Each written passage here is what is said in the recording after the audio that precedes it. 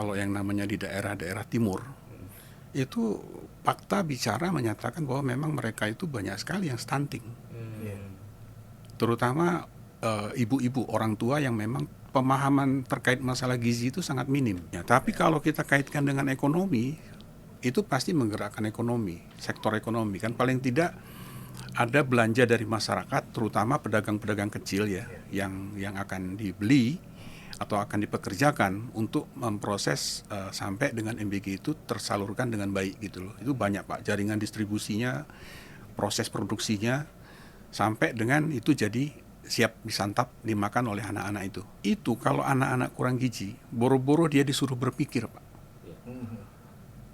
Yang ada juga dia tuh ngantuk, tidur, nggak akan bisa berpikir. Ya kita sih berharap MBG ini kan akan berlangsung terus Pak. Semasih Indonesia ini masih istilahnya tuh taraf kehidupan masyarakatnya belum merata. Selamat datang di Podcast Menyala. Dari sini menyala kemana-mana. Ya, ini nggak berasa ya. Kita udah di Desember dan 1 tahun sudah berjalan lah MBG ini. Pastinya ada dinamikanya dan tentunya ada hal-hal yang kira-kira bisa kita secara positif lah ya. Bisa kita gali lah lebih dalam ya kan.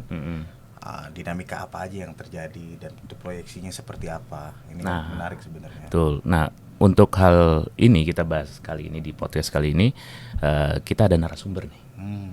Namanya Pak Arham, profesional manajerial Pak. Ya, selamat datang di Podcast Menyala Pak. Selamat datang, terima kasih. Nah, tadi kan kita ada introduksi nih Pak, MBG gitu. Nah, sederhananya kita lihat secara general dulu Pak ya.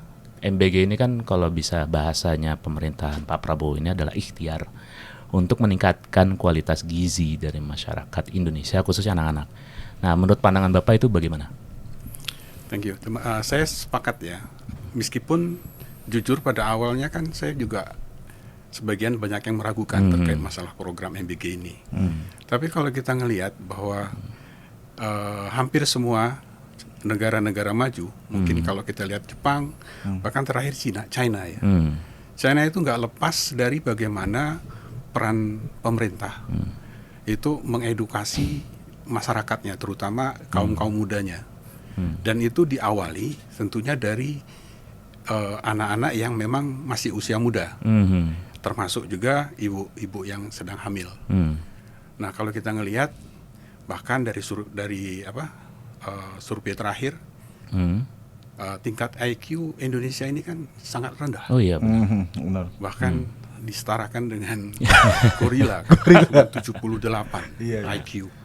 Nah kalau kita bicara IQ itu juga nggak lepas dari gizi ya pada saat masa pertumbuhan anak. Nah setelah melihat perkembangan dari sekarang ini, terus terang program yang dilakukan oleh Pak Prabowo saat ini ya harus kita dukung sama-sama. Bagaimana supaya itu bisa terimplementasi dengan sangat baik gitu loh.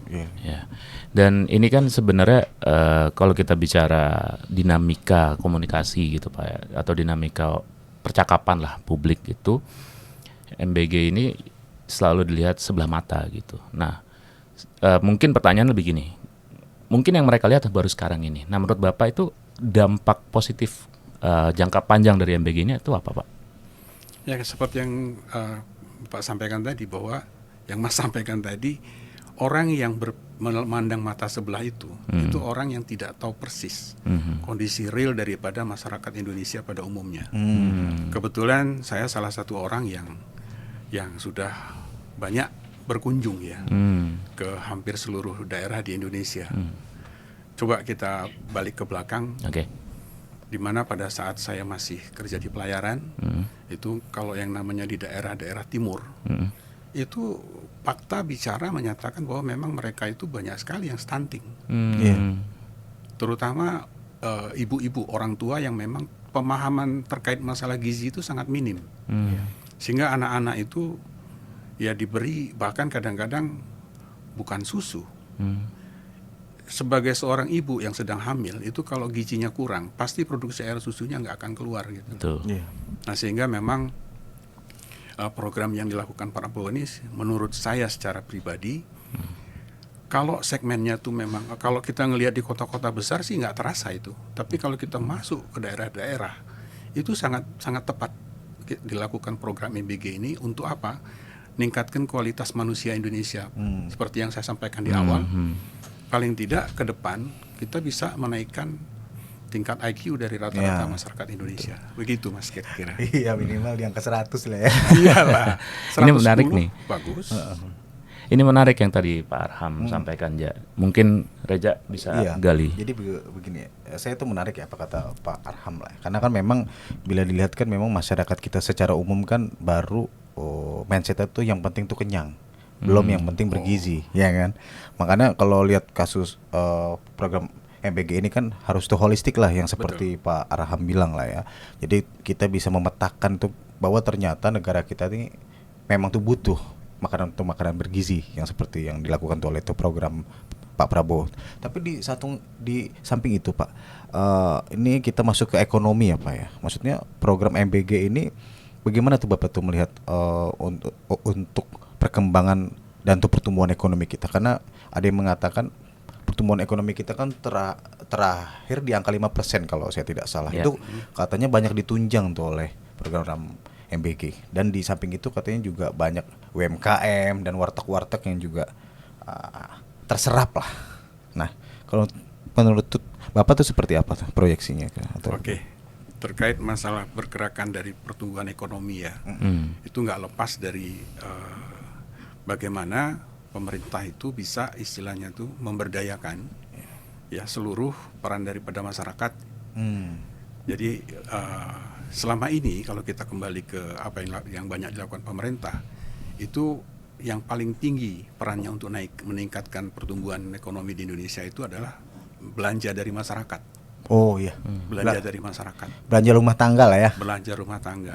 Nah, salah satu program MBG ini itu kan menggunakan dana yang cukup besar. Tapi ada hal yang perlu kita perhatikan juga, bukan dari sisi belanjanya saja, tapi edukasi tepat sasaran itu yang harus penting. Kita juga harus mengedukasi terkait dari keluarganya juga. Mereka yang kan kita bicara gizi itu kan bukan hanya pada saat dia lahir. Pada saat dia masih janin pun juga kita harus berikan edukasi yang baik kepada ibu-ibu hamil. Iya benar. Jadi jangan fokusnya cuma ke anaknya saja dikasih makan bergizi, tapi pada proses pembentukan bayinya sampai dia lahir, anak ini kurang gizi gitu. Nah ini yang jadi hal penting. Itu kita harus mulai dari awal. Oh, dari ibunya dulu nih. Dari ibunya. Tapi kalau kita kaitkan dengan ekonomi, itu pasti menggerakkan ekonomi, sektor ekonomi kan. Paling tidak ada belanja dari masyarakat, terutama pedagang-pedagang kecil yang akan dibeli atau akan dipekerjakan untuk memproses sampai dengan MBG itu tersalurkan dengan baik gitu loh. Itu banyak Pak, jaringan distribusinya, proses produksinya sampai dengan itu jadi siap disantap dimakan oleh anak-anak itu. Itu pasti akan menggerakkan ekonomi secara umum. Nah, kita tadi bicara ekonomi Pak. Mungkin tadi kan Reza sudah menyinggung bahwasanya ada warteg-warteg yang mulai terjaring, terus mulai UMKM juga terjaring ikut juga. Dan menurut Bapak yang paling berasa di masyarakat, bahwa kan tadi Bapak juga cerita bahwa sering keliling ya. Yang paling berasa itu dari impact di masyarakat itu dari MBG ini selain gizi ya, itu apa Pak? Mungkin kalau kita kembali, mungkin seperti yang saya bilang, kalau kita di daerah-daerah, ya anak-anak itu belum tentu dia tuh berangkat sekolah itu sudah sarapan. Belum tentu, tidak semua. Mungkin kalau kita di Jakarta, di kota-kota besar, itu sudah umum lah, anak-anak mau berangkat sekolah dikasih makan, dibelikan kasih bekal. Kalau mereka boro-boro mau nyiapin bekal buat anaknya sekolah gitu loh. Anaknya kan biasanya mereka tuh kan anaknya banyak. Bisa. Dan prosesnya tuh kadang-kadang dia mau mikirin anaknya yang sekolah, nyiapin makanan dan lain-lain itu nggak akan bisa dia penuhin. Orang-orang yang di daerah itu kan cenderung punya anak itu semacam kewajiban. Tidak ada semacam tanggung jawab untuk supaya mereka ini bisa tumbuh. Nggak seperti mereka anggap mereka rata-rata petani kan.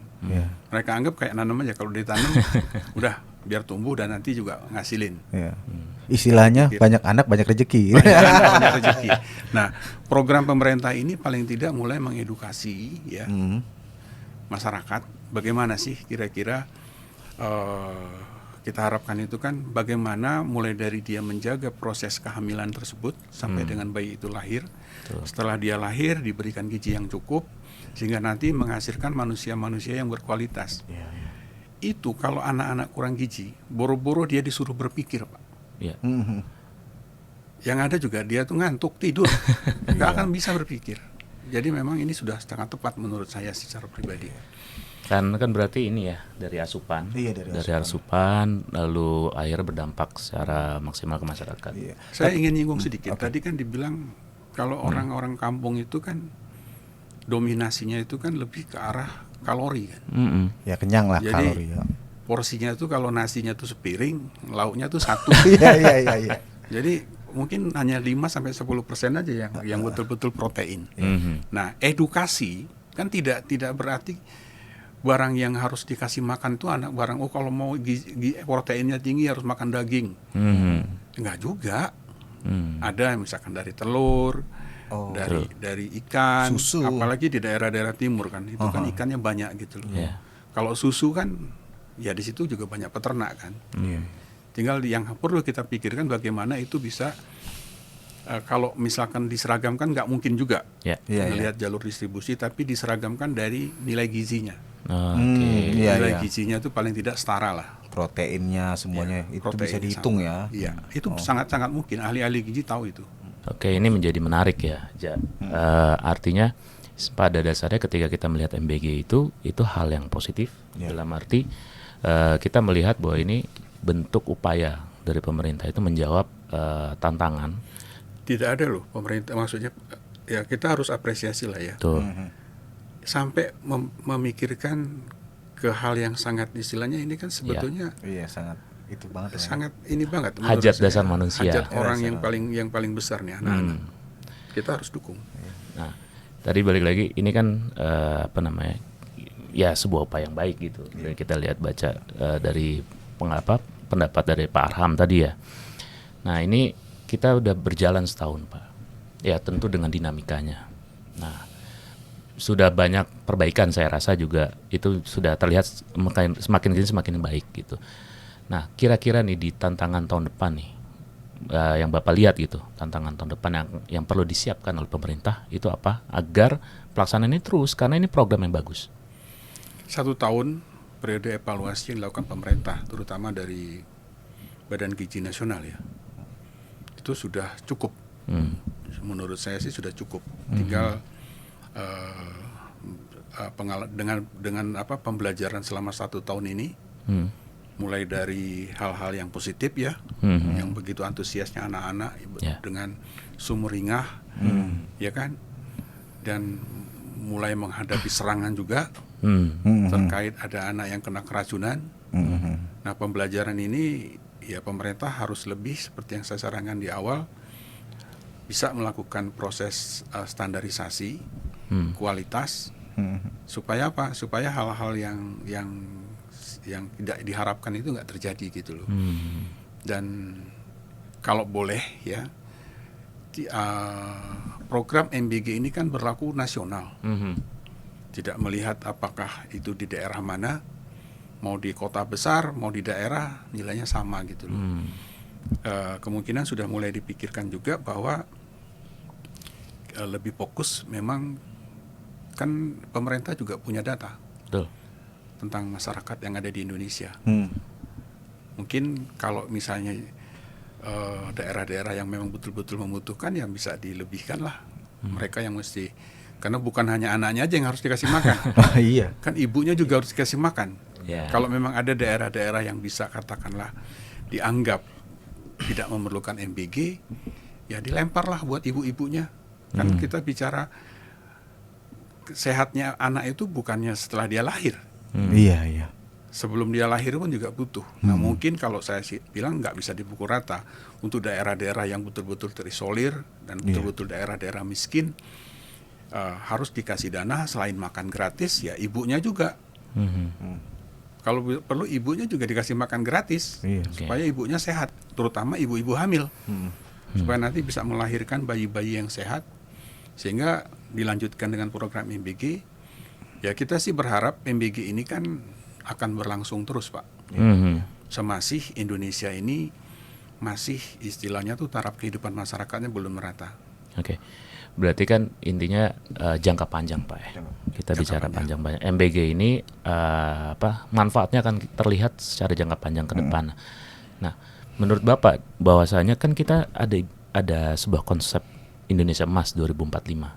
Berarti MBG ini itu salah satu, bisa dikatakan sebagai salah satu penunjang bahwa kita menuju ke arah sana.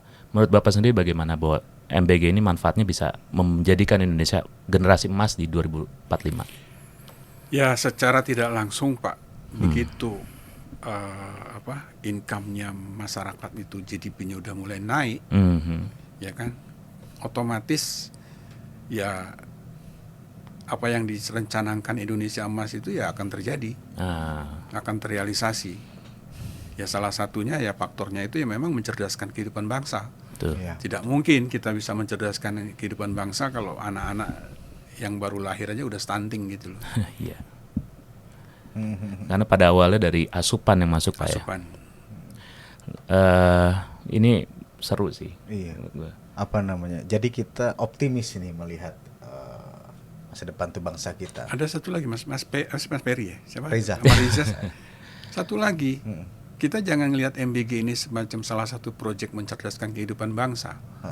Tapi hal yang paling penting adalah perekonomian bergerak loh. Oh iya, yang tadi ya. Perekonomian dengan adanya MBG ini kan ini berlaku di seluruh Indonesia. Kita harapkan kan bukan hanya di kota besar.